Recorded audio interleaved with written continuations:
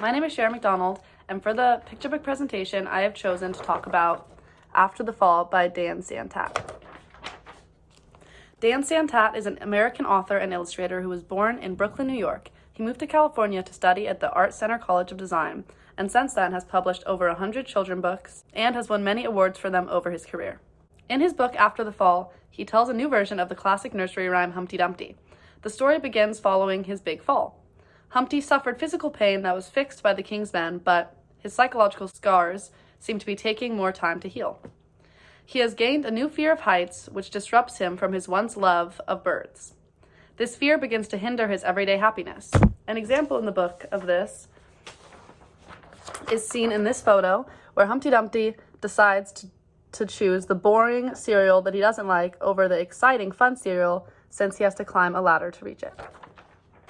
I think that is a very good example for children to understand, since it's simple and something that probably a lot of children also feel. He tries many new activities, but none interest him as much as paper planes. Through perseverance, hard work, and a little suffering, Humpty creates the perfect paper plane, which he delights in flying around. One day, his plane flies so high that it reaches the top of the wall he once fell from. This is the moment Humpty Dumpty realizes he needs to overcome his fear in order to live his happiest life. He didn't want to abandon all the hard work he put into that paper plane, and he was proud of it. So, this work pushed him back up the wall. Climbing step by step, Humpty overcame his fear with his great courage and determination all on his own. Here is another example of the book. This is Humpty Dumpty climbing the wall to catch his paper plane. In an interview I watched, Dan states that this book is a love letter to his wife and a wave to her courage. He then goes on to tell the story of his wife's postpartum depression and her anxieties that came along with it. He noticed that his wife's reaction to anxiety was to avoid her triggers completely, which caused her to not heal. Just like Humpty Dumpty, her life was beginning to be negatively impacted by these fears that held her back. I find it very sweet of Dan to dedicate this book to his wife, and it shows how much he cared and how proud he is of her strength and courage that got her back on her feet, all on her own.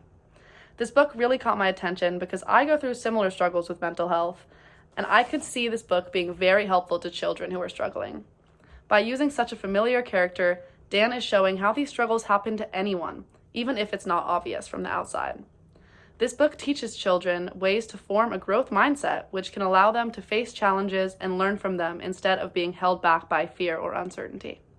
I hope more children books focusing on mental health become popular to hopefully break down the stigma and open up a dialogue between parents and children about mental health struggles and ways to fight back.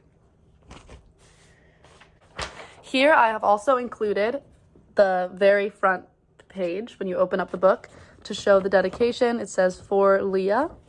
That is for his wife. So overall, I would recommend this book highly to schools to make it a requirement for students to read, because I think that many struggles that children go through are caused by mental health, and if parents and even if the students themselves understand what these feelings are coming from, that hopefully they can catch it before it's too late. Thank you so much.